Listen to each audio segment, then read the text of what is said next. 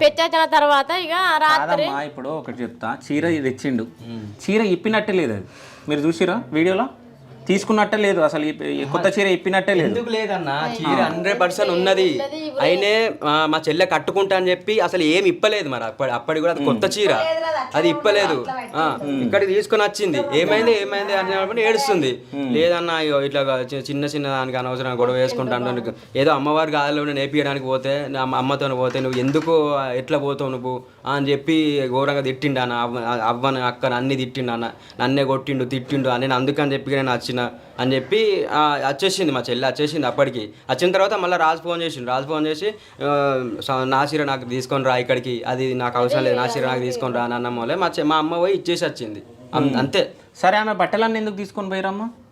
ఆమె బట్టలన్నీ మేము ఏం తీసుకోపోలే, ఒక 2 రోజులు పెట్టుకున్నది, ఆమె చీర పెట్టుకున్నది కట్టుకున్నది. అక్కడ నుంచి ఇక్కడికి తీసుకొచ్చేసినావు కదా? ఏం తీసుకురాలేదన్న, ఆయననే తీసుకొచ్చి చెప్పిండు రాజు.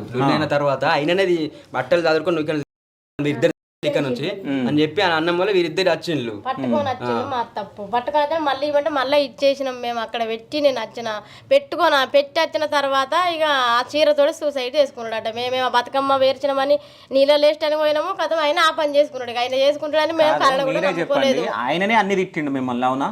ఆయన సూసైడ్ ఎందుకు చేసుకుంటాడు తిట్టినోడు? ఆయనకు అనుమానం అన్న, మా చెల్లె మీద అనుమానం, ఆయనకు ఫుల్ అనుమానం. ఎట్లా వాళ్ళకు పెళ్లి కాకముందు నుంచే స్టార్ట్ అన్న. పెళ్లి కాకముందు నుంచే 2-3 సార్లు కొట్టిండు. కొట్టిన మళ్ళీ అద్దు బుజ్జి, ఇప్పుడు పెళ్లి కాకముందే గిన్ని సార్లు కొడుతుండు, మళ్ళీ నీ లైఫ్ ఎట్లుంటుందో కూడా తెలియదు బుజ్జి అని చెప్పి మా చెల్లెకి చెప్పినాను. చెప్తే అన్న మారతాడులే అన్న, పెళ్ళి అయిన తర్వాత మారతాడు అని చెప్పి మా చెల్లె అప్పటి నుంచే ఛాన్స్ ఇచ్చుకుంటా వచ్చింది. తర్వాత మళ్ళా